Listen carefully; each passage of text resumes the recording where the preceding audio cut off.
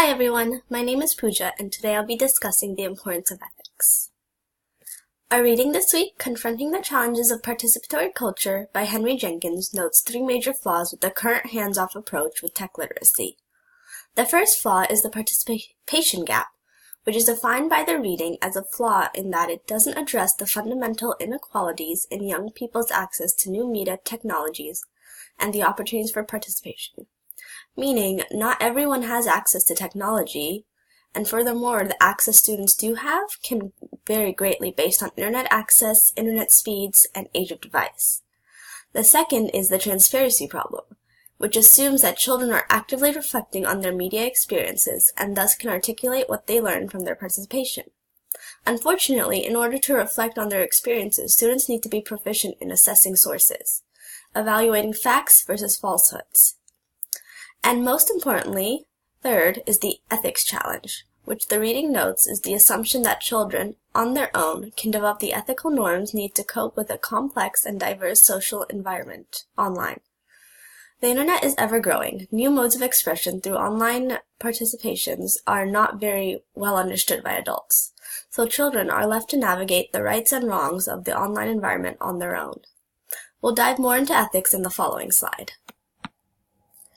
Focusing on ethics, the two websites, NPR and USA Today, both define and highlight the importance of writing ethically.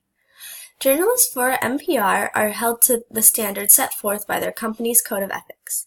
The code includes accuracy, making sure the information they present is both correct and in context, fair, making sure they are telling the truest story possible, considering the strongest arguments on both sides of the story, especially in controversial matters, and complete as possible, making sure they are telling the story as thoroughly as possible and explaining any gaps in information.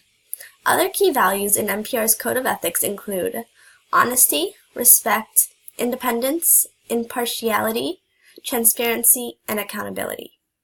The code also includes special sections on social media, which explains the need to be as careful as to what is posted or said online, whether it's on Snapchat or the NPR webpage, as you would in real life.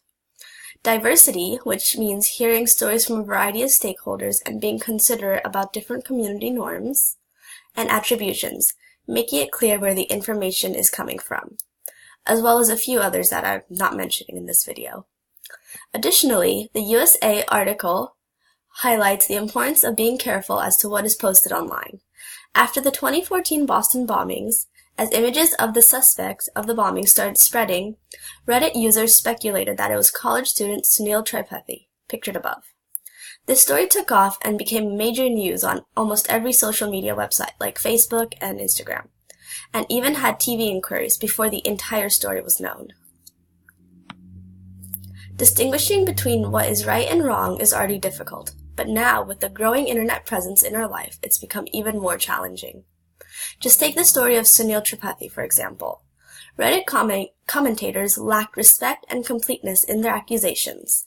I think if people knew how to act more ethically online, Tripathi's family wouldn't have had to deal with the whirlwind of rumors that spread like a wildfire all over Reddit, Twitter, and Facebook. The USA Today article allowed me to gain an insight on the consequences that posts on social media might have. On the internet, anything that is posted online is completely open to the public. Everyone can see it. Children might post something online without realizing the consequences of their actions and what these consequences might have on their offline life. Whether at home or school, students need to be taught how to act ethically in all types of environments. Finally, I personally didn't formally learn about ethics until this semester in my upper division writing course. However, the ethics taught in that class were focused on ethics in the professional engineering workplace, based on the code written by the National Society of Professional Engineers. Through the NPR article, I was better able to understand ethics as a whole in a different setting. Although the National Society of Professional Engineers Code of Ethics deals specifically with engineering settings, there are many similarities between the two, like the importance of honesty, transparency, and accountability.